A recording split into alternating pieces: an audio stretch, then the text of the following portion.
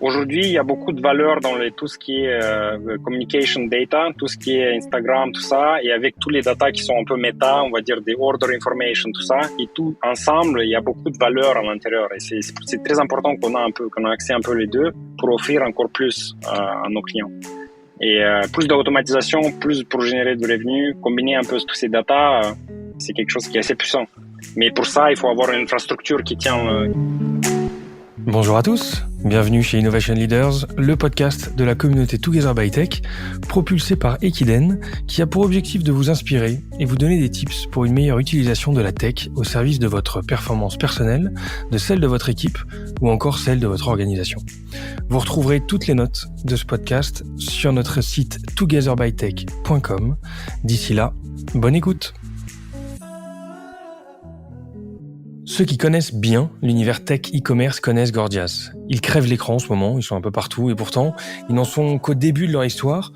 Gorgias, c'est la promesse d'un service client bien géré pour toute plateforme e-commerce qui se respecte. Mais c'est aussi une boîte qui va vite, qui va très vite même, et qui a réussi à se faire un nom dans un écosystème SaaS assez chargé qu'est le e-commerce mondial. Et on va rentrer dans le détail de cette aventure qui mélange tech, culture internationale avec Alex Plougarou qui est CTO et co-founder de cette belle startup. Salut Alex, merci de prendre un peu de temps avec nous au micro d'Innovation Leaders. Merci pour l'invitation. Avant d'entrer dans le vif du sujet avec Gorgias et la manière dont la tech est gérée, j'ai besoin que tu me parles un peu de toi. On a entendu un petit accent, même si tu es basé aux US en temps normal et que tu es à Paris aujourd'hui. Je suis pas sûr que ça soit l'accent américain qu'on ait entendu, si. Tu viens d'où, quel est ton parcours jusqu'ici? Bien sûr, tout d'abord, je veux m'excuser à toute l'audience parce que je suis pas natif français et d'ailleurs le français c'est ma quatrième langue et du coup je vais clairement faire 1 million de fautes et je m'excuse pour ça. Je vais aussi mélanger quelques mots en anglais, mais j'espère que ça sera quand même assez clair. Merci moi, je en tout viens cas de de faire Moldavie. l'effort. Je te coupe, mais merci de faire l'effort de parler en français. C'était très cool de ta part. Avec plaisir. Oui, moi je suis d'origine de Moldavie. Je suis né là-bas. Je suis un émigrant, on va dire, plus que la moitié de ma vie. J'étais parti à 15 ans pour faire mes études en Roumanie et puis j'ai fait mes études là-bas et ensuite j'ai travaillé et après j'étais venu à Paris. Et maintenant, j'habite à San Francisco, donc ouest. Maintenant, je suis au bout du Tu monde. vas revenir.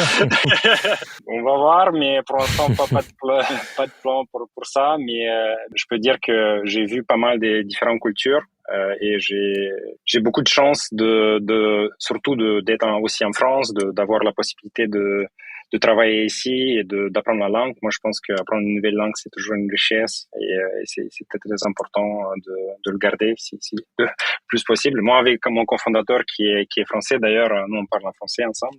Donc, on fait avec Romain. Ouais. Oui, avec Romain, exactement. Et du coup, voilà. Donc, pour répondre à ta question sur le parcours, bah oui, j'ai dit un peu mon histoire de géographique. Ça, au niveau géographique, oui. Mais au niveau de mon parcours professionnel, j'étais passionné par c'est une histoire classique, hein. J'étais passionné par les ordi depuis tout le début. La première fois que j'ai vu, je me suis dit, OK, this is it. C'est ça ce que je veux faire. C'était voilà. Avant ça, je voulais être boulanger. Ma mère est boulanger et du coup, je voulais faire du pain et tout. Mais en fait, j'ai réalisé après le fait que je voulais travailler avec les machines parce qu'il y a pas mal de machines pour faire du pain. Et du coup, en fait, c'était ça ma passion. C'était ça qui te plaisait plus que le pain en lui-même. C'était l'optimisation de la production, des choses comme ça. J'aime bien le pain. Hein. C'est une des raisons pour lesquelles j'étais venu à Paris. Hein. Mais oui, il y a quand même des priorités, on va dire. Et du coup, je suis très très passionné par l'automatisation. Et d'ailleurs, c'est pas par hasard que je suis dans cette position maintenant chez Gorgias, parce que l'automatisation c'est clairement une de nos top priorités chez Gorgias. Et comment s'est passé ça, tout ça? Bah, j'étais ingénieur web pendant très très longtemps, plus que 10 ans dans ma carrière avant de commencer Gorgias. Et j'étais toujours quand même, parce que mes parents ils étaient entrepreneurs, j'avais toujours cette envie de créer ma propre entreprise aussi. Du coup, j'ai essayé plusieurs fois, ça n'a pas marché. J'ai essayé seul, j'ai essayé avec quelqu'un, et finalement, j'ai travaillé pour une boîte ici à Paris qui s'appelle Jinglish, qui font des cours de anglais et de français en ligne. Et cette boîte était assez petite à l'époque. Maintenant, ils sont un peu plus grands, mais ils avaient pas beaucoup de gens qui travaillaient dans le customer support, et dans le service client, service après-vente. Et du coup, quand je voulais voir un peu tout. Je voulais faire mon entreprise et du coup, je dis, en fait, il faut regarder un peu tout ce qui est opération dans une boîte. Il faut connaître un peu pour comprendre comment faire après si je veux commencer moi-même. Et du coup, j'étais un peu volontaire de faire le customer support, de faire le service avec vente, répondre aux tickets moi-même. J'ai essayé plein d'outils, j'ai rien trouvé. Ils voulaient pas investir dans un outil qui était hyper complexe et je pense qu'après le coup, c'était une bonne décision. Et j'ai eu l'idée de créer une extension pour écrire plus rapidement sur Internet, sur Gmail, en particulier parce que c'était ça l'outil qu'ils utilisaient, et j'ai publié ça sur le Chrome Web Store. Et voilà, donc il y avait des gens qui commençaient à l'utiliser, et j'ai quitté l'entreprise quand j'avais mon premier client. Voilà, et après j'ai rencontré Romain. Je peux continuer cette histoire parce que moi ça m'intéresse de rentrer dans le détail parce que déjà juste une chose, est-ce que ça te paraît normal et naturel d'être entrepreneur et expert tech, expert technique et entrepreneur, c'est un truc qui est normal pour toi? Très bonne question. Je pense qu'en États-Unis, c'est plutôt un truc normal. Je pense que si tu regardes les fondateurs de YC, je pense qu'ils ont même une clause qui dit, en fait, il faut qu'il y ait au moins une personne de fondateur qui soit expert ingénieur, ouais, expert. Ingénieur, exactement. Et c'est plutôt normal dans la vallée d'avoir cette début. Après, je pense que moi, je préfère avoir un cofondateur, clairement, et depuis le début, je cherchais ça, parce que je savais que c'est juste plus intéressant de travailler à deux, tu te motives plus, et aussi il y a des expertises différentes. Nous, on fait un produit qui est assez compliqué, et du coup, je pense que avoir un focus total sur comment créer le meilleur produit possible, sur la partie tech aussi, ça demande beaucoup d'attention. Et aussi la partie de vente, marketing, sales, tout ça, ça demande beaucoup d'attention aussi. Donc, je pense à être à deux au moins, ça fait que le travail il est beaucoup plus facile. Et surtout, le support psychologique, c'est pas quelque chose à ignorer aussi. C'est très très important parce que en startup, surtout en startup qui grandit vite, où il y a des investissements, où il y a beaucoup de clients.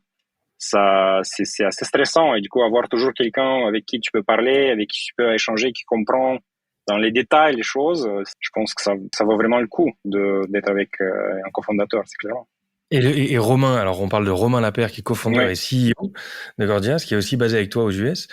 Comment vous vous êtes rencontrés? Justement, j'ai montré cette extension à un ami à nous. Cette extension Chrome oui, exactement, un ami en commun, et j'ai montré cette extension et il m'a dit tiens, je connais quelqu'un qui est passionné par la productivité, par les outils de productivité, et du coup il nous a fait une intro, on a parlé, et tout de suite quand je l'ai vu première fois, on a échangé un peu quelques emails avant de se voir, mais quand je l'ai rencontré la première fois, j'ai même pas réussi à fermer la porte. Il a déjà eu des idées pour le produit, et du coup je me suis dit tiens, c'est très intéressant ce type. Ce sera pas mal de travailler un peu ensemble, voir un peu comment ça se passe, et du coup c'est comme ça qu'on a commencé à travailler. On se connaît pas avant, ce qui est assez en commun. Habituellement, il y a beaucoup de founders qui se connaissent assez beaucoup avant. Ils ont travaillé ensemble et tout. Nous, on a une histoire un peu différente. Nous, on est passionnés tous les deux par la productivité, par l'automatisation, la partie de ML, et du coup c'est comme ça, c'est un peu par intérêt qu'on est ensemble, et ça fait déjà longtemps qu'on est bien. Maintenant je peux dire qu'il est devenu un peu mon ami, et que c'est plus que du pro, parce qu'en plus vous avez fait le choix de vous expatrier tous les deux sur la côte ouest. Voilà. Ce choix, vous le faites comment d'ailleurs de partir sur la côte ouest? Alors ça, c'est une histoire aussi. Du coup, on a commencé d'abord à Paris. On était dans un accélérateur qui s'appelle Numa. Maintenant, je pense qu'il Numa? n'existe plus, mais Ok. Numa, c'est numérique humain. Je pense que c'est ça l'acronyme. Et du coup, on était dans cet accélérateur. On était pris à Techstars à New York, qui est un autre accélérateur. On était allé là-bas. On a fait 3 mois de New York. C'était très, très intense. Mais je conseille de faire ça au tout début parce que ça, ça permet à trouver un peu une discipline. Et du coup, on a passé 3 mois là-bas. On a réussi à lever notre seed round à 1,5 million. Et du coup, on a retourné à Paris et on a commencé à recruter notre première équipe parce qu'au début, on était tous les deux, juste tous les deux avec une extension Chrome, c'est tout. Et on a levé avec un pitch deck, avec quelques clients sur un produit qui on va dire, qui a rien à voir, mais on connaissait bien nos clients au niveau de service client. Et du coup, on a retourné, on a recruté 3 ingés et on a vraiment regardé un peu les différentes opportunités parce qu'on connaissait déjà un peu New York et on se dit, tiens, New York, c'est clairement une possibilité. Il y a de plus en plus de startups, ça peut être bien d'aller là-bas. Mais on a regardé la Silicon Valley et surtout San Francisco et on a vu qu'il y a quand même beaucoup de boîtes en SaaS B2B comme la nôtre. C'est ce qu'on voulait faire. Et il y a un écosystème qui est assez grand. Ça, c'est la première chose. À l'époque aussi, en 2015, il y avait quand même une grosse partie de VC. Ils étaient là-bas aussi.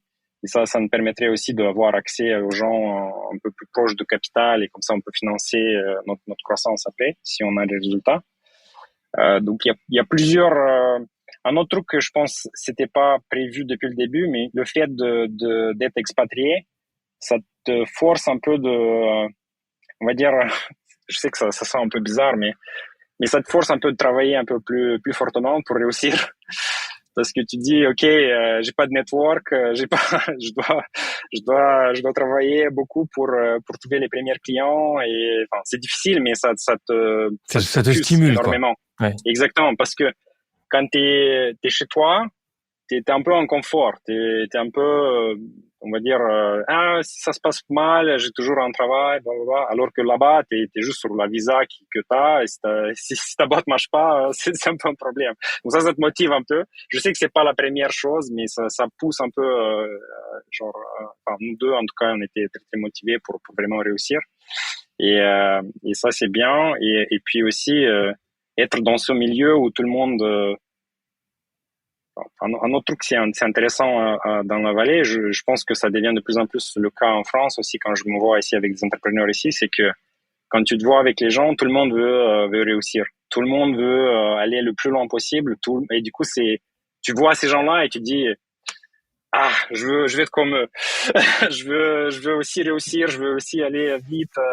Et du coup, je pense que ça te motive pas mal cet écosystème. Et puis aussi le marché américain, je veux dire que en dehors de la vallée, le marché américain, c'est beaucoup plus homogène, on va dire, qu'en Europe. Et du coup, quand tu commences, tu peux vendre le même produit en East Coast et West Coast. C'est la même chose, c'est le même type de client, on va dire. Enfin, en tout cas, pour nous, c'était comme ça. Ça, c'était un gros avantage. Maintenant, un peu, je sais pas comment ça s'appelle en français, mais survival bias, on a quand même réussi à lever encore des rounds, on a des bons résultats maintenant, on a presque 10 000 clients en ce moment, mais avec la rétrospective, maintenant, je pense qu'on a fait la bonne décision. Ok, et donc tu restes là-bas pour l'instant.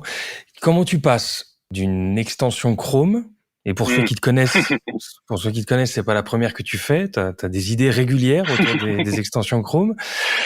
Comment est-ce que celle-là a marché, et comment tu passes d'une extension Chrome qui, a priori, à l'époque, était déjà aboutie, à un projet SaaS et à la dimension que tu as aujourd'hui? Ouais, comment tu passes de ce petit MVP Oui, à cette boîte-là? super bonne question et je pense que j'ai conseillé d'ailleurs à plein d'entrepreneurs d'abord commencer potentiellement avec une extension Chrome qui augmente peut-être un produit ou plusieurs produits même parce que ça déjà l'installation d'une extension Chrome t'as pas besoin de admin rights je pense de droits d'administrateur pour ton ordi du coup c'est facile d'installer. Tu as déjà un App Store où des gens il y a le Discovery qui est déjà fait pour toi, on va dire.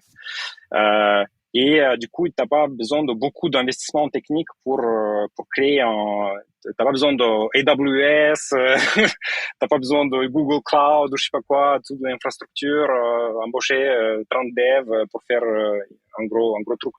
Tu peux tester des idées assez rapidement. Par contre, je pense que je dis rien par rapport je pense que l'écosystème d'extension Chrome, c'est génial. Par contre, il y a très peu d'extensions Chrome qui ont fait une boîte qui est grande.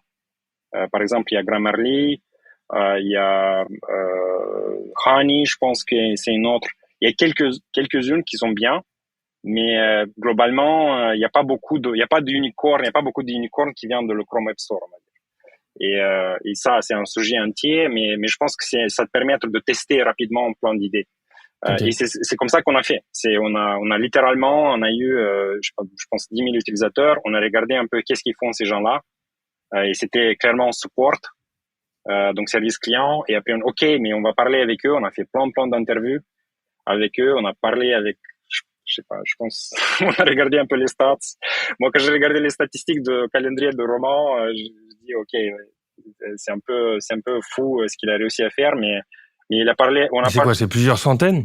Oui, enfin plusieurs centaines, même. Enfin, on a parlé avec, je pense, en moyenne, c'était genre 30 personnes par semaine ou un truc comme ça. Je pense que c'était ça tout au début. Et du Que coup, tu trouves sur LinkedIn comme ça ou par ton réseau? oui, Enfin, oui, on a eu les emails des gens parce les emails qu'ils ont s'enregistrés dans l'extension et du coup on a parlé avec eux. ah, ok. Et du coup, c'est comme ça. En fait, je pense que la raison pour laquelle on a réussi à lever, même si on n'avait pas, parce qu'on a levé pour le nouveau produit. On n'a pas levé pour l'ancien. On a dit non, c'est isolé. On fait un nouveau truc. Et la raison pour laquelle je pense qu'on a réussi à lever, c'est parce qu'on connaissait hyper bien les clients. On savait c'est quoi les problèmes. On a fait même des timers pour toutes les étapes. Et là, je peux parler un peu plus de Gorgias d'aujourd'hui. Ouais, mais juste avant, ça Oui. m'intéresse de comprendre parce que Mhm. ça m'intéresse de parler de Gorgias aujourd'hui. Ça m'intéresse aussi de comprendre ta relation avec tes clients parce que je crois que c'est un truc que t'as réussi, que vous avez réussi à garder cette relation utilisateur. Mais avant ça, une fois que tu décides, ok, j'ai mon extension, ça me valide ma vision du marché, mais je la mets de côté, je m'attaque à un vrai projet.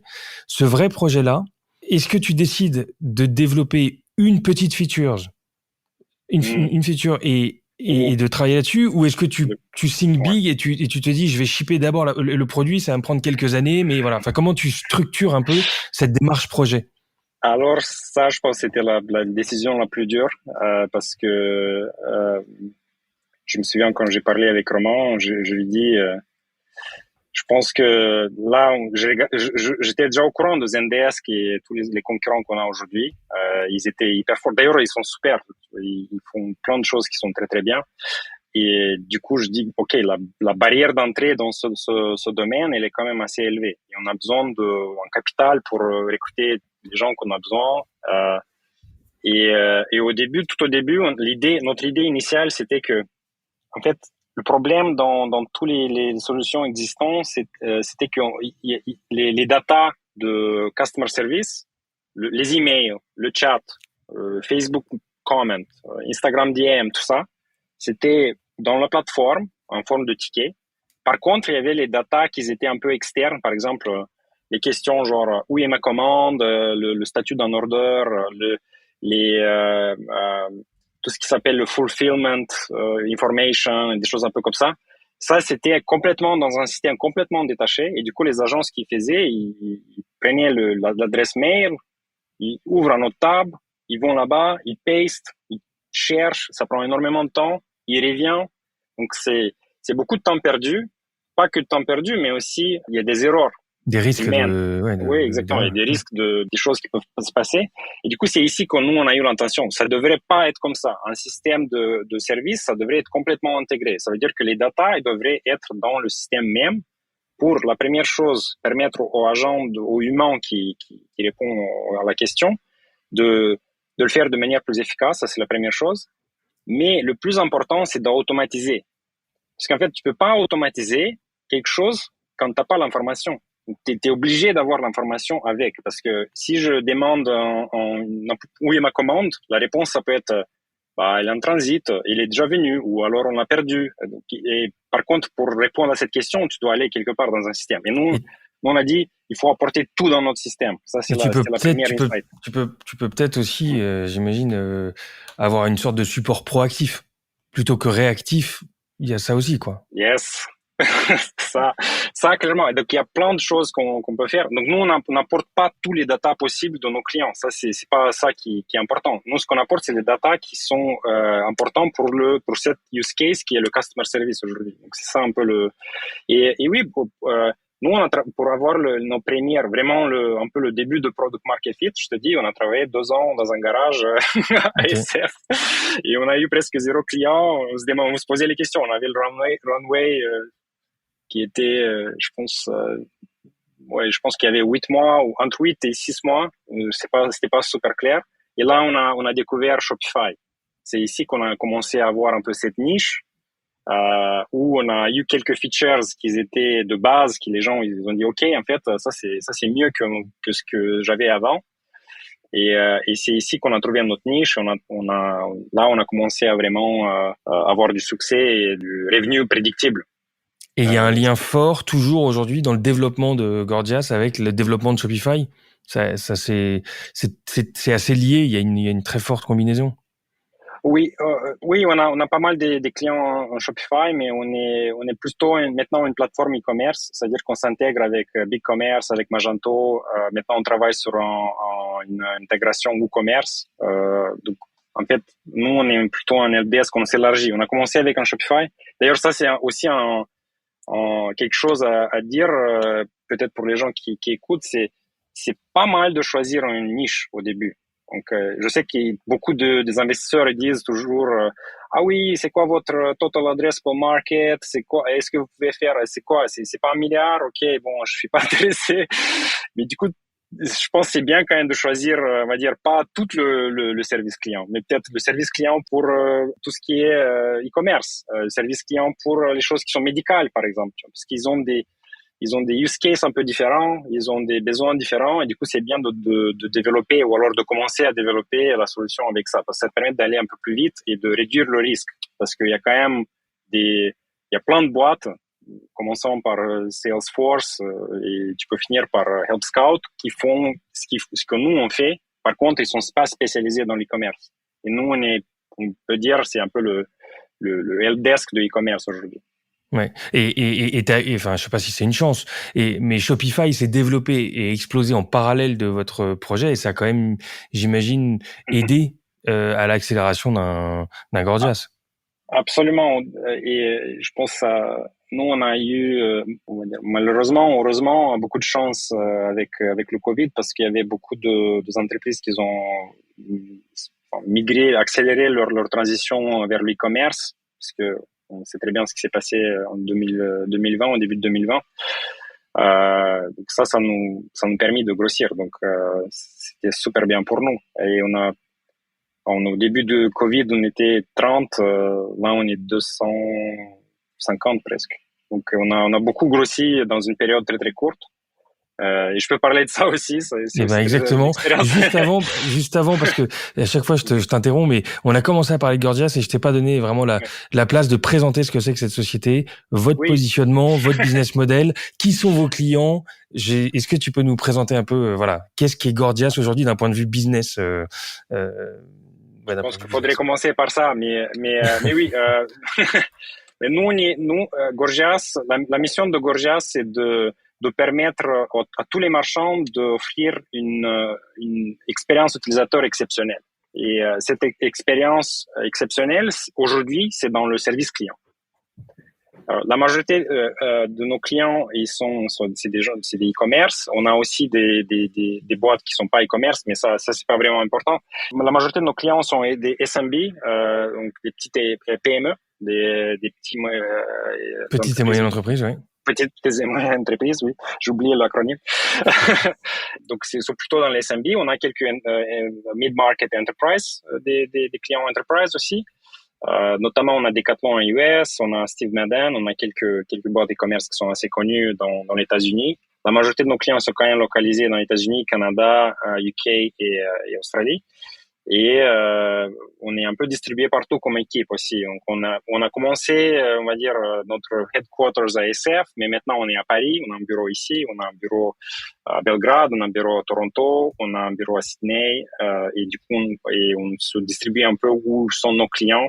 On est devenu un peu plus une entreprise globale, alors qu'à l'époque on était donc je pense que pour comprendre Gorgias, je pense que c'est bien de prendre un marchand au début de son business. Tout au début, imagine que tu vends une chemise en ligne, tu veux vendre des chemises. Et du coup, tu es artiste ou tu es artisan ou tu as une idée. Au début, tout au début, tu étais seul, tu as une petite équipe. Tout le monde fait un peu tout. Il fait la production, il faut chercher les matériels pour faire le produit. Il y a plein de choses opérationnelles, il y a plein de choses créatives. Il y a aussi un peu de customer service, mais ça, c'est pas beaucoup. C'est un peu, quelqu'un fait ça part-time. Et habituellement, c'est les fondateurs. Et tout au début, peut-être tu communiques avec tes clients sur Instagram, par exemple, ou alors sur Facebook ou sur Gmail.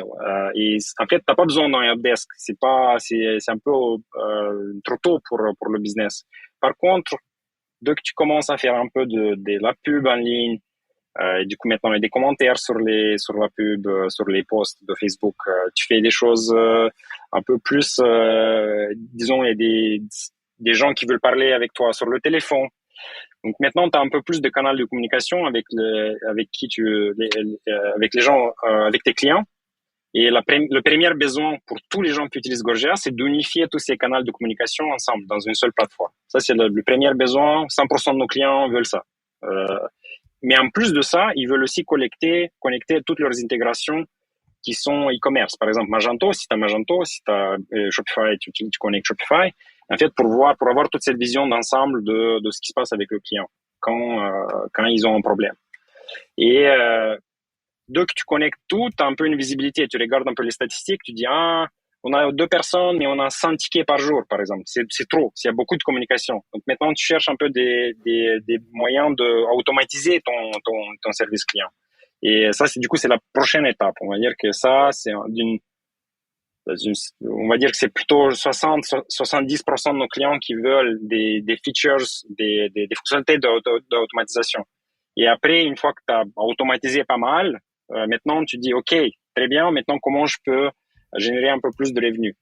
Et pour générer plus de revenus, il y a peut-être que tu peux convertir les gens qui arrivent sur ton chat, sur ton site web, pour convertir les visiteurs. Peut-être tu peux répondre aux questions, faire plus des choses proactives, maintenir un peu plus la loyauté des gens. Et je pense ça c'est une nouvelle initiative qu'on a aujourd'hui. Et en fait, la raison pour laquelle on le fait, c'est parce que on a passé pas mal de temps avec nos clients à LA, à SF aussi, et peut-être ce qui se passe en ce moment, c'est qu'il y a déjà, on sait très bien que maintenant après le Covid, il y a beaucoup de choses qui sont, enfin, le prix pour toutes les choses, ils ont grandi, l'inflation, tout ça, aussi le coût d'acquisition, il a grandi aussi. Par exemple, déjà c'était un changement avec iOS 15, mais maintenant, par exemple, pour acheter un ad sur Facebook, ça coûte 2 ou 3 fois plus cher par rapport à avant. Et du coup, le coût d'acquisition est plus grand. Les gens, ils achètent moins en ligne. Le coût de matières premières, c'est plus cher. Coût d'essence. Et du coup, tout ça ensemble, ça fait que les marges de produits, ils sont diminués. Et tu peux pas monter les prix non plus. Donc, en fait, nous, de notre côté, on a dit, OK, très bien. Comment on peut aider les clients pour vendre plus, ou alors pour les gens qui arrivent sur leur site pour le convertir mieux, comment on peut aider à générer un peu plus de revenus pour nos clients. Donc ça, c'est un peu la prochaine étape de Gorgias, on va dire. Ok, donc c'est participer à l'acquisition client et transformer l'expérience visiteur en consommateur, quoi, en client.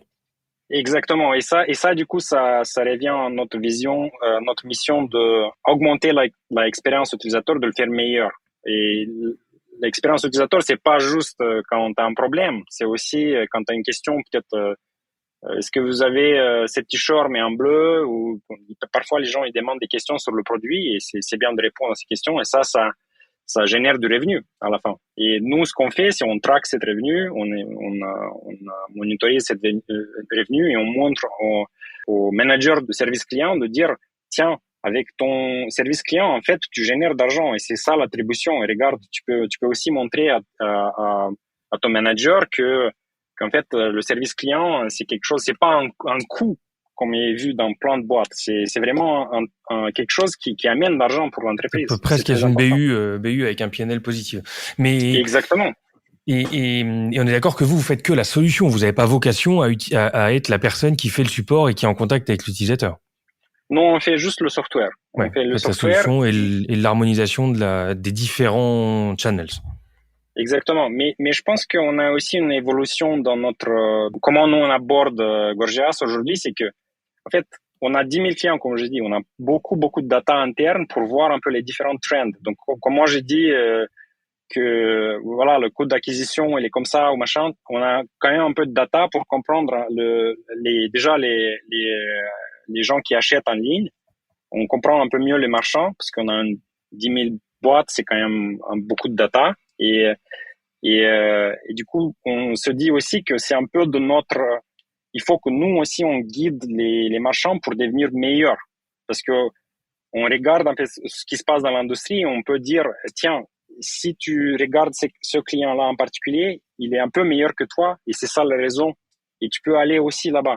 Si tu fais ça et ça. Et ben, par exemple, tu installes ton chat sur ton site. Mais les gens, ils disent, mais en fait, j'ai pas des gens pour qu'ils utilisent le chat. Il dit, OK, mais en fait, t'as un module de self-service qui est dans le chat et tu peux réduire énormément les questions qui viennent dans ton email. Et en fait, c'est à nous aussi de guider nos clients, pas juste offrir le software et tiens, débrouille-toi. C'est notre Faut les devoir accompagner. aussi Ouais. de. Surtout Oui, si tu il faut. t'adresses à des Ouais, petites sociétés qui n'ont pas forcément des départements exactement. très très costauds. C'est très critique. C'est à nous de guider tous ces gens-là pour devenir, enfin, aider. Évidemment, on peut pas tout faire, mais en tout cas donner les datas, dire voilà, si tu fais ça peut, enfin, si tu peux t'attendre à ça. Je pense que c'est très important et c'est une puissance. Maintenant, on peut parler de point de vue d'autorité parce qu'on a pas mal des Ouais. entreprises qui Et tu te utilisent. transformes un peu en business partner plutôt que en solution provider only, quoi. J'ai envie de dire. Exactement. Je vous prends 10 secondes pour vous dire que ce podcast vous est proposé par Equiden.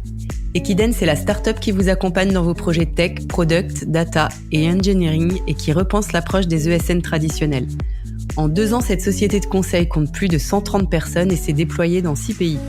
Pour en savoir plus et pour participer à l'aventure, suivez-nous sur LinkedIn ou sur equiden.com, E-2-K-I-D-E-N. Bonne écoute!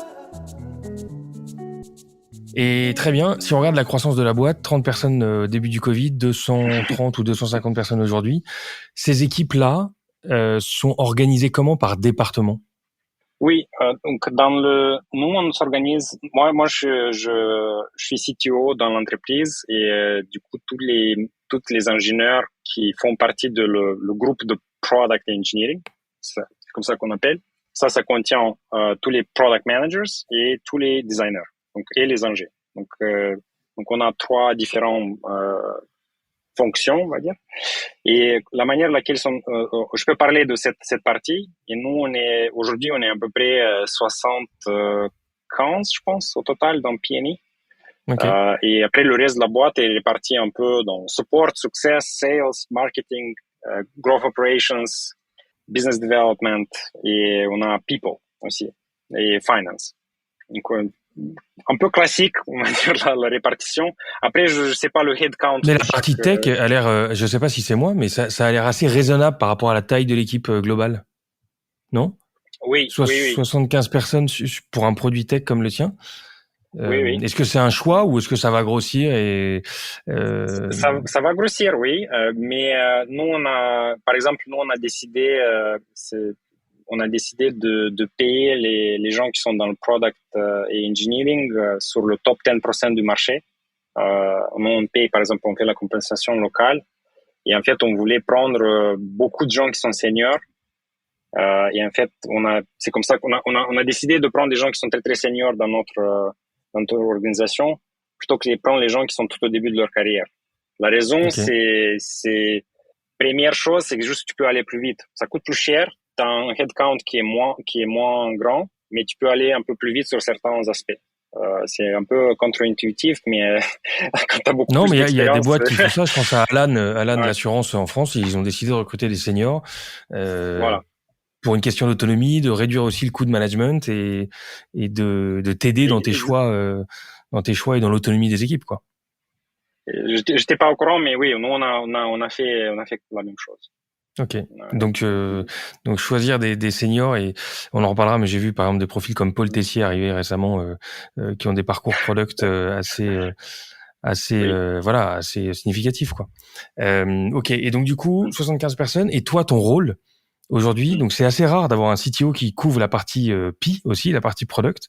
Mais donc très bien, tu l'as un Ah peu non, défini. non, non. Moi, juste je couvre la partie engineering. Donc Ah, ok, c'est j'ai ça. mon Paul est CPO, donc il couvre la partie produit, et moi Ah, je suis son partenaire, on va dire, pour la dans partie la engineering. crime. Ok, bah j'avais compris que c'était dans le même Non, non, périmètre, mais non, donc non. du Moi, coup, je ok. pense que c'est pas une bonne idée. Enfin, j'ai vu Oui, qu'il y a c'est ce des que gens qui j'allais font dire. ça Enfin, moi, aussi. j'ai pas d'avis là-dessus, mais Ouais. ça, vu que c'est jamais fait, je me disais que c'était surprenant. Pour moi, je pense que c'est bien d'avoir product et engineering séparés et pas un qui répond à l'autre, parce que de mon point et aussi le design, c'est dans le même un peu dans le même genre, même si aujourd'hui le design qui reporte à product pour l'instant.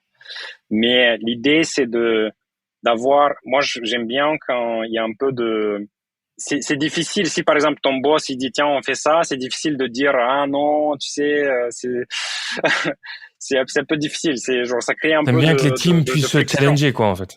Exactement. Et du coup par exemple moi j'aime bien cette j'ai deux métaphores. Il y a le chicken et le chicken et le pig. Les Angers, c'est les pigs, c'est les cochons, et les product managers, c'est les comment ça s'appelle? C'est les Chicken, poulets. Les c'est poules. les poulets, oui. Et du coup, les poules, ils font des œufs. Et du coup, ils ont une contribution. Par contre, les Angers, ils doivent donner du bacon. Et du coup, il y a plein d'idées qui se baladent un peu partout, mais il faut prouver vraiment que c'est la meilleure idée pour l'exécuter. Et je pense que quand il y a cet rapport on va dire, de collaboration et de compétition en même temps sur les ressources qui existent, parce que les ingés, ils veulent toujours travailler, on va dire, pour le technical debt. Technical debt, il y a toujours de la dette, il faut le payer, on ne sait pas pourquoi, mais tout le temps, il faut le faire. Et d'autre côté, le produit, tiens, il faut faire des nouvelles features tout le temps, tout le temps, tout le temps, parce que voilà, c'est comme ça qu'on avance. Et en fait, avoir un peu de friction entre ces deux choses-là, je trouve que ça permet d'être un peu plus dans une situation un peu plus saine, on va dire, qui à la fois fait que la boîte avance, mais aussi on avance d'une manière soutenable. Et moi j'aime bien le conflit créatif. Moi je pense que c'est comme ça que tu fais le meilleur produit, quand il y a des gens qui pensent différemment, qui voient les problèmes différemment et qui se battent entre eux créativement, évidemment. C'est super bien d'avoir une situation un peu comme ça. Moi j'aime bien. Et je pense que la majorité Et ça a l'air de marcher. ouais. Et Ouais. le ratio ingé product, c'est ce qu'il existe chez vous? Comment il se construit ces équipes-là, Oui. les Donc, répartitions des deux équipes? c'est pas toujours parfait. Je pense que dans toutes les boîtes, il y a des périodes d'évolution dans leur organisation. Mais aujourd'hui, on essaie d'être un peu 1 sur 6, 1 sur 5, le rapport entre product. Donc, c'est engineering manager, product manager, c'est one-to-one habituellement, mais c'est pas toujours le cas, ça dépend. Parce que, par exemple, on a une équipe plateforme où il y a tout ce qui est infrastructure, tout ça, on a un product manager qui est un peu plus high level sur cette partie. Mais il n'y a pas un product manager, on va dire, dans tous les squads. Euh, et du coup, pour les équipes qui sont un peu plus côté client, ici, on a un rapport assez proche un product manager et un engineering manager. Ok.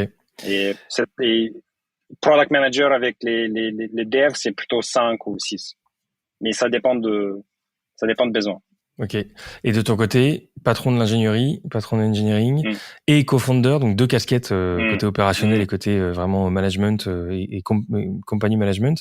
Il consiste en quoi ton rôle aujourd'hui, toi? Je sais pas comment expliquer exactement mon rôle, mais habituellement, c'est intéressant cette partie. Je pense que c'est bien de distinguer en fait les deux, parce que être cofondateur et être CTO, c'est pas forcément, et pareil pour le CEO, n'importe quelle position, il faut toujours se demander est-ce que c'est la meilleure personne.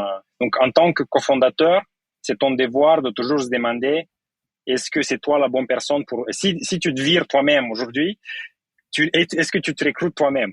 Ça, je pense, c'est un bon test de réflexion. Est-ce que tu corresponds au CV de ce que tu fais? Et je pense que pour la grosse majorité des founders, surtout les first-time founders, on va dire les gens qui sont commencés la première fois comme nous et comme moi et Roman, la réponse à cette question, c'est non.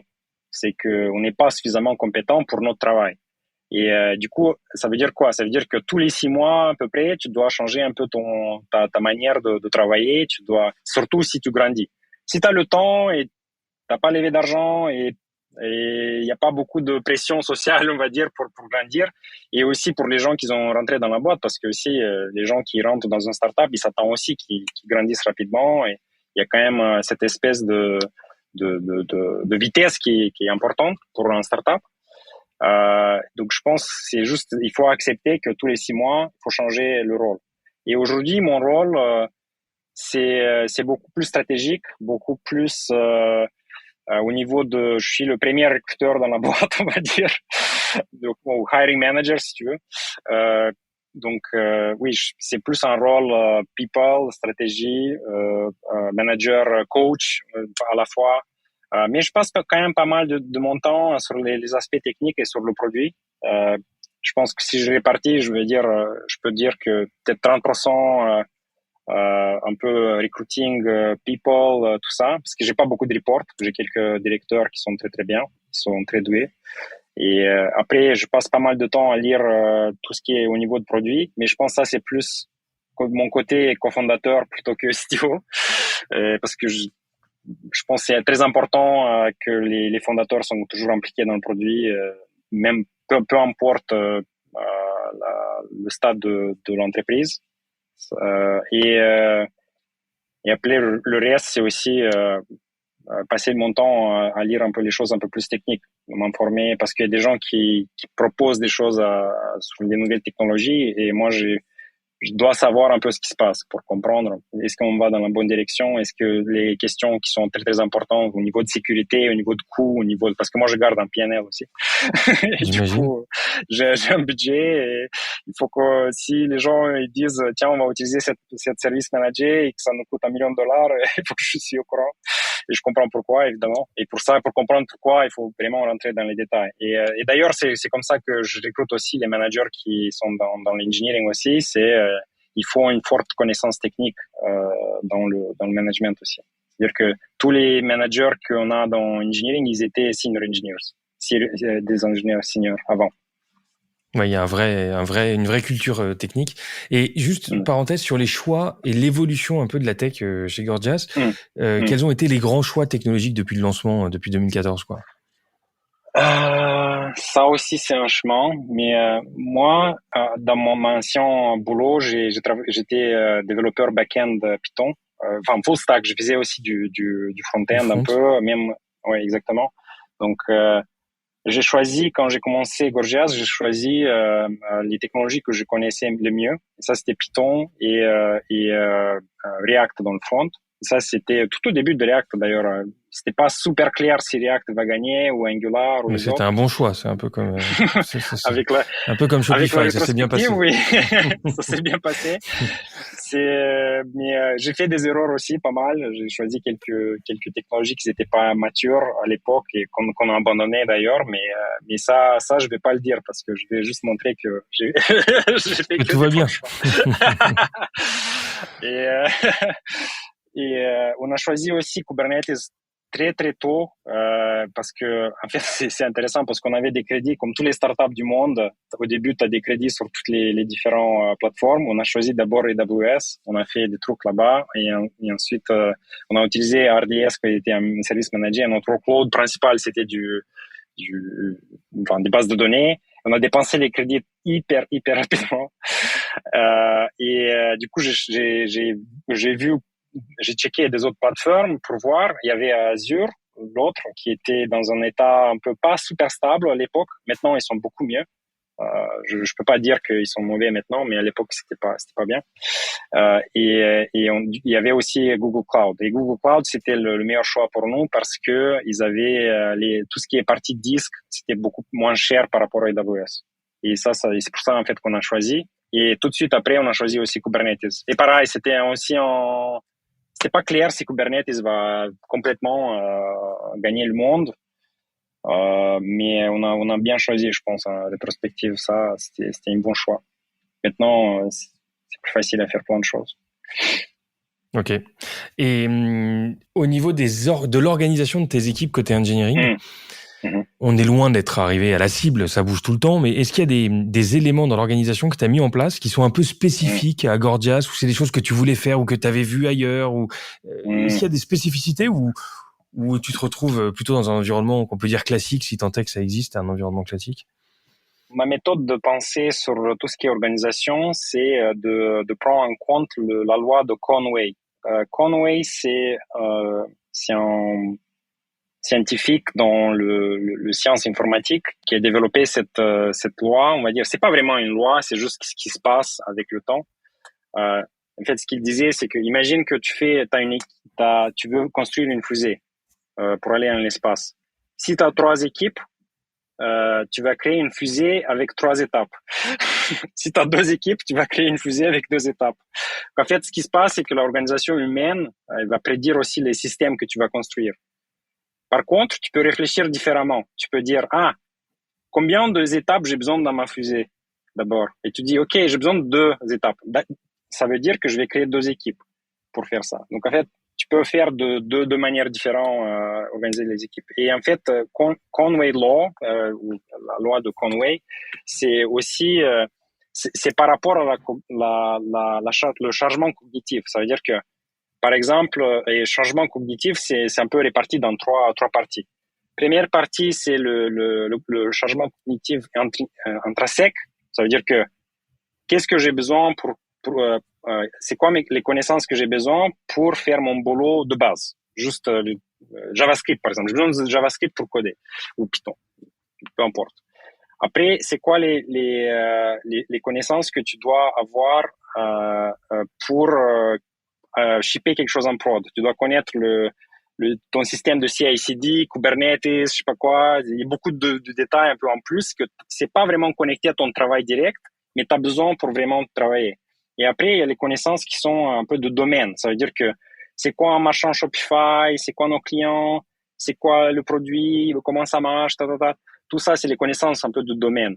Et tu veux garder toutes les choses intrinsèques un peu manageables parce que tu veux pas grandir trop. Tu veux réduire le maximum possible toutes les choses qui sont un peu autour et tu veux maximiser le maximum possible les connaissances de domaine parce que c'est comme ça que tu fais les meilleurs produits. Parce que les gens, ils connaissent, ils peuvent toujours tiens, ça c'est bizarre, pourquoi c'est comme ça? Et j'ai parlé avec ses clients, il m'a dit pas ça. Il m'a dit c'est autre chose. Donc du coup, peut-être qu'il faut checker encore une fois.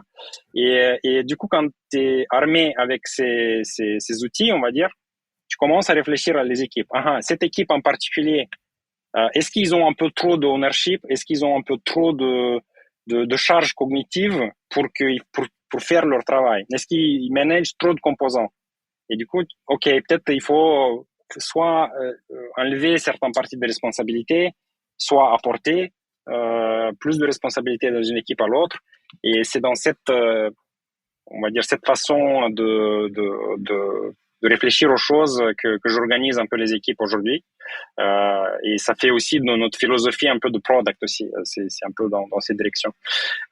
Cette idée, c'est pas à moi, c'est quelque chose que j'ai lu dans un bouquin qui s'appelle Team Topologies, et où il parle beaucoup mieux que moi de cette idée de comment réfléchir à l'organisation des équipes et et c'est quoi les différentes interactions entre les équipes, parce que une idée centrale de cette bouquin, c'est que pas toute la collaboration est bien.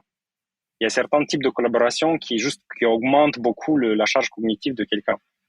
Et du coup, les gens, ils sont tout le temps perdus et c'est pas super bien. Alors que cette idée est toujours, ouais, il faut collaborer tout le temps, il faut que tout le monde parle avec tout le monde.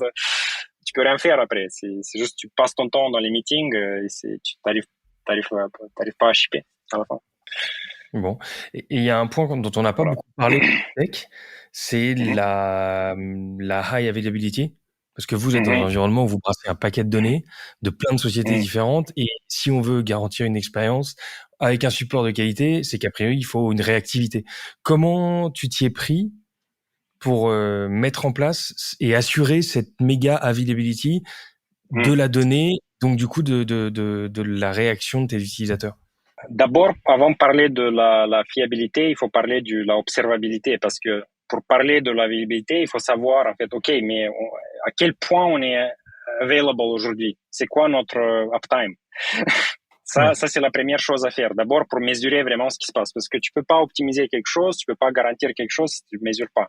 Donc je pense que la première chose à faire pour vraiment déterminer, investir dans n'importe quel métrique, c'est de vraiment mesurer comme il faut. Nous, on utilise Datadog. Je conseille d'utiliser Datadog. Je suis pas affilié avec eux. Mais je dois dire aussi que un des fondateurs de Datadog, ils ont investi vers nous. Donc, mais Ils sont j'utilise à New York Datadog et ils parce sont que français, je crois d'ailleurs, non? ils sont français aussi. Olivier Pomel, c'est le CEO qui est un de nos investisseurs tout au début. Et il nous a beaucoup aidé aussi. C'est quelqu'un de très humble et très smart. Enfin, je peux dire que de bonnes choses de lui. En fait, nous, on utilise Datadog et on a beaucoup de métriques, des dashboards qui sont là-dedans et qui nous permettent de monitoriser ce qui se passe. Et nous, la manière de laquelle nous on scale, c'est que notre avantage, c'est qu'on a ce qui s'appelle un multi-tenant system. Donc, je sais pas comment ça se dit ça en français, mais l'idée, c'est en fait, aucun de nos clients doit communiquer avec l'autre client. Donc, par exemple, dans Facebook, si j'ai un ami en Moldavie, il devrait être sur le même serveur, on va dire, d'une certaine manière, avec moi, pour communiquer avec lui. Et du coup, mais chez nous, il n'y a pas besoin. Donc, en fait, on peut isoler chaque client. On peut dire, toi, tu es dans cette cluster, toi, tu es dans un autre. Et on peut aussi faire des choses, par exemple, on peut dire que localiser les datas de nos clients. On a des clients qui sont en Europe, donc du coup, on garde leurs datas dans le serveur européen. Et en fait, la manière laquelle nous on split, c'est que chaque client, il a un sous-domaine. Chaque client, donc, par exemple, stevemadden.gorgias.com. Et du coup, on dit que cet domaine, il est un US West Coast, par exemple. Et maintenant, on travaille aussi sur les choses de Donc migration ça simplifie l'architecture, tu veux dire, et donc du coup ça simplifie l'accès à la donnée C'est exact. Ouais, l'accès à la ou la donnée de point de vue communication de entre les client. systèmes peut-être. Oui, donc en fait, nos systèmes, nous, ce qu'on fait, c'est qu'on a un groupe de serveurs qu'on appelle un cluster qui garde 1000 ou 2000 clients, 2000 jusqu'à 2000. Et du coup, dès qu'il y a 2000 clients, on coupe et on n'enregistre plus de clients. Et on ouvre un autre cluster. Et à chaque fois, donc c'est comme ça qu'on fait la horizontal scaling. C'est juste avec du sharding, en gros. Mais après, maintenant, tu vas te demander, mais oui, c'est génial que vous faites ça, mais comment vous savez combien de clients vous avez dans un certain moment, combien de Comment tu tickets, maîtrises tout ça, ouais. Exactement. Donc ça, c'est une autre histoire ensuite, nous, on prend ces data et on le ship dans le data warehouse, on check des choses là-dedans, mais ça, c'est déjà plus de data engineering, on va dire, des sujets un peu plus avancés, on va dire. Mais oui, ça présente quand même, ça te permet de scaler, pas d'une manière très très intelligente, et ça c'est les meilleures choses pour faire pour scaler. Si tu veux pas faire un système qui est hyper compliqué, parce que après c'est hyper dur de débugger. Ok, donc créer des silos plus maîtrisables qu'un gros pavé et réussir à le faire dès le Exactement. Mais on départ. a commencé avec un gros pavé au début. Hein. On a commencé avec un seul. Il n'y avait pas de multi-cluster, on va dire, tout au début. Et après, avec le temps, parce que tu veux pas tout de suite faire, tiens, je vais faire 50 000 microservices, machin. Nous, on était survival mode. Il faut aller le plus rapide pour amener 100 clients, $10,000 de MRR, le plus rapide possible. Ça, c'était ça l'objectif. Il n'y avait pas d'objectif et je pense qu'en rétrospective, j'ai pris des bons choix. Maintenant, on supporte 10 000 clients avec l'architecture qu'on a. Évidemment qu'il y a beaucoup de problèmes. On a plein de nouveaux services qui apparaissent. On a toujours un monolithe qu'on divise en morceaux qui sont plus digérables. Et évidemment, il y a beaucoup de problèmes techniques, mais c'est normal. Toutes les startups, ils ont ça. Et tu dois y commencer quelque part. Clairement. Avant de passer à la fin des questions et des questions peut-être un peu plus rapides sur toi, ça m'intéresse de comprendre comment vous, en tant que hiring manager, là, on change de casquette, comment tu fais pour te démarquer dans un marché qui est hyper tendu, pour attirer des talents seniors, tu l'as dit tout à l'heure, mais c'est pas aussi simple que ça parce qu'ils sont assez courtisés, et ils ont beaucoup d'opportunités en ce moment. Comment tu te démarques? Comment t'assures un process de recrutement et une expérience candidat qui se démarque un peu pas de tes concurrents en direct, mais du marché en tout cas? Alors, d'abord, je veux juste dire que nos recruteurs internes, ils sont très, très, très, très bien. Ils ont la bonne attitude vis-à-vis du candidat et ils sourcent eux-mêmes et on utilise aussi des boîtes externes qui nous amènent des candidats externes. Donc ça, c'est super bien. Ça, c'est la première chose et je pense que le premier contact avec l'entreprise, c'est très, très important. Nous aussi, on est une boîte de service client et le service client, juste notre propre service client, il est très très rapide et c'est toujours. D'ailleurs, c'est moi qui ai recruté les premiers 2 recruteurs techniques qui étaient dans l'entreprise et en fait, on a toujours eu cette culture de service client, on va dire pour les candidats aussi. Je pense que ça c'est la première chose qui fait qui nous distingue de peut-être des autres boîtes où tu dois attendre une semaine pour qu'il y ait quelqu'un qui te répond. Donc ça c'était très très important depuis le début, l'expérience. Même si à la fin on dit non merci ou le candidat il dit il est pas d'accord, il veut pas travailler avec nous. Au moins il peut pas dire que tiens ils nous ont fait attendre dans 3 mois ou un truc comme ça. Donc ça c'est la première chose. Deuxième c'est être super transparent. Nous on a une grille de salaire qui est très très transparent depuis le début. On peut montrer exactement les différents niveau de compensation. Évidemment, c'est en fonction de niveau aussi parce que si tu es recruté en tant que senior engineer, c'est différent de more mid-level, on va dire. Et ça aussi, ça permet aux candidats de dire, ok, cette boîte, en fait, c'est assez transparent. Il y a beaucoup de gens qui cherchent aussi cette transparence. Nous, par exemple, les gens peuvent voir les chiffres d'affaires qu'on a, combien de gens viennent, combien de gens partent. On a même, au niveau de la boîte, à chaque fois qu'on fait une promotion à quelqu'un, le manager, il fait un document qui montre, en fait, pourquoi il a fait cette décision. Et en fait, il y a beaucoup de recherches préalables qui permettent de montrer. Aussi, on montre quand il y a quelqu'un qui part pour des raisons qui sont pas personnelles ou médicales. Aussi, on dit pourquoi. Parce que la transparence, ça va dans toutes les directions. Toutes les décisions qu'on fait au niveau qui sont assez grandes dans la boîte, on essaie de le faire. Et ça, je pense que ça c'est une partie de culture qui est assez importante pour nous. Ensuite, beaucoup de gens, dont nous, les fondateurs, c'est notre un peu ça c'est la boîte la plus grande que j'ai travaillé de ma carrière. De quoi? Gorgias? De Gorgias, oui.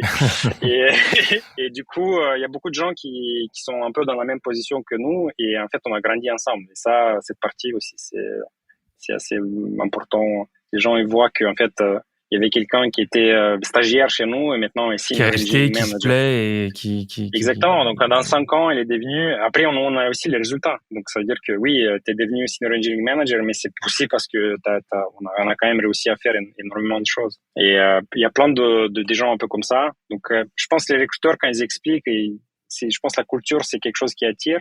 Ensuite, aussi, la mission, c'est assez attirant parce que nous, on aide beaucoup d'entrepreneurs. Et aussi, il y a des gens qui veulent un jour créer leur boîte et ils veulent apprendre de nous comment nous on fait dans l'entreprise. Et d'ailleurs, ça, c'est une super bonne chose quand il y a un candidat qui dit, tiens, je veux faire une boîte un jour, c'est pas tout de suite, mais je veux apprendre et je veux tout faire pour devenir meilleur. Parce que après, je dois être un peu moi-même, je veux me lancer moi-même. Et ça, pour moi, c'est super bien.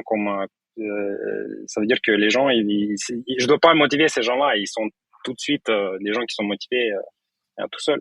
Et je pense aussi le fait qu'on a quand même beaucoup de trafic, il y a beaucoup de problèmes de scalabilité qu'on doit gérer. Et beaucoup de problèmes assez... Nous, on est des gros abusers de Postgres. On a même contribué upstream sur certaines choses. Donc, sur tout ce qui est data, c'est quelque chose qui est assez fort chez nous, relativement fort pour notre taille, on va dire. Donc techniquement, il y a un challenge et un environnement qui... Il y a un challenge aussi, oui, techniquement. Oui. Les gens sont très surpris qu'à notre taille, on ingeste tellement de data. Mais je pense qu'il faut toujours... Moi, quand ils me demandent pourquoi, je dis, en fait, Aujourd'hui, il y a beaucoup de valeur dans tout ce qui est communication data, tout ce qui est Instagram, tout ça, et avec tous les data qui sont un peu méta, on va dire des order information, tout ça, et tout ensemble, il y a beaucoup de valeur à l'intérieur. Et c'est très important qu'on a accès un peu les deux pour offrir encore plus à nos clients. Et plus d'automatisation, plus pour générer du revenu, combiner un peu tous ces data, c'est quelque chose qui est assez puissant. Mais pour ça, il faut avoir une infrastructure qui tient. Non, mais on perçoit les challenges et tu le dis d'isoler et d'automatiser ce qui a moins de valeur, de valoriser les échanges où là on peut générer de la valeur pour un client et essayer de booster son chiffre d'affaires ou de diminuer le churn parce qu'il y a une satisfaction commande. Donc on imagine bien que l'analyse des flux, l'analyse des données et l'impact derrière, ça doit être assez passionnant et là il y a des leviers assez énormes. On ressent bien dans tout ce que tu dis l'impact aussi enfin pas l'impact mais la culture du service client qui est pas fake, qui est présente à tous les endroits. Et je me rappelle que tu m'avais parlé une fois du fait que vous, en tant qu'ingénieur, enfin les ingénieurs gèrent aussi le support d'un client. Et ça, c'est aussi, je trouve, dans l'ADN quelque chose qui est assez puissant pour connaître son client et pour faire en sorte que voilà qu'on soit pas en train de développer ou débugger de manière isolée, mais qu'on le fasse avec un client au téléphone. Et ça change quand même la donne, j'imagine. Mais moi, je pense qu'il n'y a pas de choix. Tu es obligé de faire ça. Parce que tu fais un outil pour service client et t'as pas un meilleur service client, comment? Non. Ouais, mais je pense que ça paraît complètement, c'est une logique implacable. Est-ce que tout le monde le fait dans tous les domaines? Je suis pas sûr. Mais bon, merci pour ces points. On avance sur la dernière partie, partie plus rapide dans les réponses, en tout cas, et dans les questions peut-être. Qu'est-ce qui a été le plus grand challenge pour toi, à titre perso, chez Gorgias jusqu'ici? Je pense que c'était quand même parce il y avait un moment où on a réfléchi si on veut apporter un VP of Engineering alors je reste comme CTO et je deviens manager, un vrai manager. Et en fait, j'ai réfléchi beaucoup à ça et je me suis dit, OK, c'est quelque chose qui m'intéresse, une prochaine étape un peu dans ma carrière. J'ai fait du management un peu avant, mais un peu plus comme team lead. Donc, c'était pas non plus, j'étais pas super expert de cette partie. Et avec mon coach, avec mon cofondateur, on a beaucoup discuté. Et d'ailleurs, j'ai juste un truc à titre perso, je vais faire ce qu'il y a de mieux pour la boîte à n'importe quel moment sans que je veux pas expérimenter juste avec ma carrière pour cette entreprise. Je vais prendre les meilleures décisions pour même si c'est contre moi, par exemple. Okay. Mais juste, et du coup, j'ai posé la question à plusieurs leaders dans notre équipe, à mon cofondateur aussi. Clairement, je dis, OK, peut-être que vraiment, maintenant on est 25, on était genre autour de 25 dans l'équipe d'engineering. C'était le moment de vraiment réfléchir, peut-être potentiellement de ramener un VP of Engineering qui gère la partie humaine. C'est quelque chose qui se passe d'ailleurs dans beaucoup de boîtes. Et la réponse forte, c'était no way. Il faut que tu restes manager, il faut que tu avances là-dessus, et il faut que tu te bouges le cul pour pour devenir meilleur. Et du coup, c'est ce que je fais. Maintenant. Ok. Donc t'as pas recruté de VP Engineering, c'est toi qui... J'ai recruté des directeurs d'engineering et un jour on va recruter un VP of Engineering mais qui va reporter à moi. Donc je reste pour l'instant. Ou alors à ce moment-là, peut-être que ça aura grandi. Je sais pas. J'espère que je vais faire un bon travail, que je vais être toujours la meilleure personne. Mais si c'est pas le cas, je suis pas contre de laisser ma place à quelqu'un d'autre. L'avantage que j'ai, c'est que je suis aussi fondateur et que je suis là depuis le début. Du coup, j'ai une très bonne connaissance sur le produit. Sur l'historique. Et ça fait que exactement. Donc, mais est-ce que si on prend une CTO d'une boîte publique qui est super fort, peut-être que cette personne sera beaucoup mieux que moi au niveau de clarté de vision, de stratégie, de tout ça. Par contre, il y a quand même cet avantage de founder j'étais là depuis le début, je connais très bien les marchands, je suis très très passionné pour ce sujet, c'est un peu mon bébé aussi. Donc il y a beaucoup d'histoires qui jouent pour moi. Mais je pense qu'il faut si t'es vraiment sérieux, je pense qu'il faut toujours se poser la question, est-ce que je suis toujours la meilleure personne pour cette rôle? Et la réponse parfois c'est non. Et il faut juste clairement décider oui ou non. Ouais, ça demande une certaine humilité quand même. Mais bon. Oui, c'est sûr. Et ça me manque un peu faire du dev, c'est sûr. Je vais pas. Mais par contre, je suis d'abord entrepreneur, on va dire. Moi, je préfère. Enfin, tout ce qui est partie engineering, c'est pour faire des choses. Ouais, et puis je sais que tu continues dev dans ton coin parallèle sur des sujets. Oui. Voilà, tu perdras pas cette casquette-là. Ok. Et à l'inverse, quelle est ta plus grande fierté, en un mot? Je pense l'équipe. Parfois, je rentre dans un meeting comme ça, j'écoute et je vois des choses très très intéressantes qui discutent. Et je suis super content que j'ai réussi à assembler des gens je pense que ça c'est le meilleur truc. Je pense que la première fois que j'ai entendu qu'un Roman ait pitché notre produit, c'était super cool aussi. Parce que c'était quelqu'un qui était pas moi, qui disait... Qui s'est approprié ta vision et qui l'a fait presque aussi bien, peut-être mieux sur certains côtés que toi. Beaucoup mieux que moi maintenant. Donc ça, c'est génial. Et ça. Je pense que c'est la meilleure chose quand tu es entrepreneur ou quand tu es manager aussi. C'est quand tu vois que ton équipe fonctionne très, très bien, mais mieux que ce que toi, tu pouvais faire toi-même. Ils ont des idées qui sont vraiment waouh. Et ça me fait le plus plaisir, ça me motive le plus, en tout cas dans l'équipe. L'autre chose, c'est aussi évidemment les clients. Le fait qu'on est capable nous on se voit assez souvent, même physiquement avec les clients, et voir qu'on aide les gens et qu'ils sont vraiment contents de le produit, et ils l'utilisent tous les jours, même plusieurs heures par jour, c'est le premier outil de travail et qu'ils sont très contents avec ce qu'on fait. Ouais, c'est assez gratifiant. Ouais. Oui, clairement. Moi, je suis comme ça, comme ingénieur. Je veux voir un peu comment tu utilises le produit, est-ce que c'est utile ou pas. Mais voilà. Ok. Est-ce qu'il y a des boîtes, oui, j'imagine qu'il y en a, mais quelle est la boîte qui t'impressionne en termes d'exécution dans l'univers tech aujourd'hui? Bonne question. Moi, j'aime beaucoup. Je suis biaisé parce que je suis dans l'engineering, mais j'aime bien les boîtes qui font des outils pour les ingés. Je pense c'est un peu un avantage qu'ils ont parce que les ingés, ils aiment bien travailler sur les outils pour les ingés, ce qui est normal. Mais je pense, juste pour te donner quelques Datadog évidemment, Sentry c'est une autre boîte, Linear c'est incroyable au niveau de design. Et aussi l'exécution avec une équipe qui est très, très petite, c'est vraiment incroyable.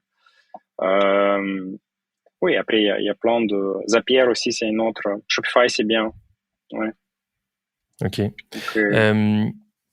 Tu parlais de coach tout à l'heure. Toi, il y a une personne qui aurait pu être ton mentor ou qui est ton mentor aujourd'hui? Je pense qu'il est important de distinguer un peu le coach de mentor. Parce que le mentor, ça peut être quelqu'un qui est un peu dans... Qui a une inspiration tech. Mais 5 ans plus.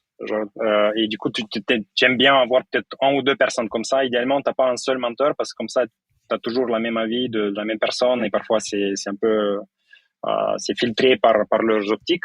Donc c'est bien d'avoir plusieurs et même des gens qui sont au même niveau que toi et de faire du mentorship aussi parce que tu apprends des gens qui commencent après toi et qui utilisent des nouvelles technologies et tu veux apprendre ça aussi. Donc il y a toute cette histoire de mentorship. Tu veux avoir quelqu'un que tu mentors, tu veux avoir quelqu'un qui est au même niveau que toi et tu veux avoir quelqu'un qui est 5 ans plus que toi. Donc ça c'est la première chose. Le coach c'est plus le executive coach surtout, c'est plus quelqu'un qui a un peu plus une vision sur le long terme et plus il t'écoute. Qu'est-ce que tu veux faire dans ta carrière et il te guide un peu, il te pose des bonnes questions et il te tient un peu plus honest, on va dire, sur ce que tu veux. Et ça, je conseille fortement à n'importe quel founder qui peut se permettre d'avoir un coach de vraiment le faire parce que ça te permet de cristalliser même sur la partie de mission, sur la partie de vision, de vraiment avoir quelqu'un avec qui tu travailles pour qui tu fais de mieux en mieux. Et tu le trouves comment, ce coach? Moi, j'ai utilisé le premier coach que j'ai eu, c'était quelqu'un qui m'a recommandé, donc c'était bien. Après j'ai changé avec un autre qui était fondateur 2 fois avant, donc il connaissait un peu tous les la mécanique, difficultés exactement. Et je dis pas que c'est important forcément parce que tu peux avoir un coach qui était jamais fondateur, mais je pense que ça aide un peu. Ça aide parce que les gens comprennent comment ça se passe effectivement dans la vraie vie. Et je pense qu'ils peuvent être un peu plus. Ils peuvent te dire parfois ça c'est du bullshit. Sorry. Mais... Là tu te racontes des histoires. Exactement. C'est ça. Okay. Bien. Est-ce qu'il y a un conseil qu'on t'a donné qui s'est avéré être utile? utile pour qui? Pour toi. Un conseil qu'on t'aurait donné et qui a été utile avant. pour ta carrière. Ouais. Toujours garder le sur ce qui est important. Je pense que surtout quand la boîte grandit, c'est facile de se défocuser et de passer ton temps tout et n'importe quoi et sur les choses qui sont pas, de savoir quand dire non, c'est très très important. Donc le focus et la discipline, c'est super important pour bien exécuter. Et passer plus de temps là-dessus, c'est très important. Surtout quand, je pense que c'est important dans tous les niveaux, mais plus la boîte grandit, plus c'est important d'être. Plus là, tu dois faire des choix parce que tu sais que tu dois tu dois laisser confiance, tu dois faire confiance sur plein de sujets, mais tu dois quand même garder quelques sujets de contrôle. Et là, faut se discipliner. Oui, mais les gens, ils te pullent tout le temps. Ils disent, tiens, viens voir ça parce que c'est important. Et du coup, parfois, tu dois dire, écoute, merci, mais non, ça, c'est pas important pour moi. C'est pas pour moi, mais pour la stratégie de l'entreprise, par exemple. Parce que ce qui est important, c'est dans un document de stratégie qui est forcément distribué un peu sur tout le monde. Mais voilà, qu'est-ce qui est le plus important pour la boîte en ce moment? Il faut toujours se rappeler. Tous les jours, il faut se rappeler qu'est-ce qui est important. Ok. La techno du moment qui, pour toi, est vraiment une technologie qui va marquer les prochaines années? Ça, c'est mon sujet favori. J'ai parlé aujourd'hui avec un développeur chez nous qui travaille sur la partie de developer experience. Ça, c'est en gros, ce qu'ils font, c'est ils améliorent la vie des autres développeurs. C'est intéressant parce que maintenant aussi, mon rôle a changé de manière... Je suis plus le project manager, on va dire, de notre projet. Je suis plus quelqu'un qui amène les bonnes équipes, qui met les bonnes équipes en place en fonction de ce qu'on veut dans le leadership veut pour exécuter. Et une des parties qui est intéressante en ce moment, c'est la partie de comment augmenter la productivité de chaque développeur pour augmenter la capacité de toutes nos fonctions. Et un truc qui est intéressant aujourd'hui, c'est par exemple, j'ai entendu que GitHub, ils ont passé sur Code Spaces, ce qui est un éditeur sur le cloud. Ça veut dire qu'ils n'utilisent plus les machines locales pour coder, ils utilisent directement le cloud pour coder. Ça veut dire qu'ils n'ont pas des machines, je sais pas, 1 terabyte de RAM pour tourner tous leurs services en local. Ça, c'était intéressant et c'est quelque chose qu'on veut explorer aussi chez Gorgias, mais pas tout de suite. Mais il y a plein de choses qui se passent intéressantes. C'est juste aujourd'hui, c'est un exemple d'aujourd'hui. Mais j'ai vu la semaine dernière le titre Developer Experience pour un employé d'une grande boîte. Donc ils avaient un poste interne, mais c'est peut-être classique, mais je l'avais jamais vu jusqu'ici. Des gens qui travaillent pour le bien-être des développeurs. Impressionnant. Exactement. Est-ce qu'il y a une app dans ton téléphone que tu recommandes à tout le monde d'avoir? Une app dans le téléphone.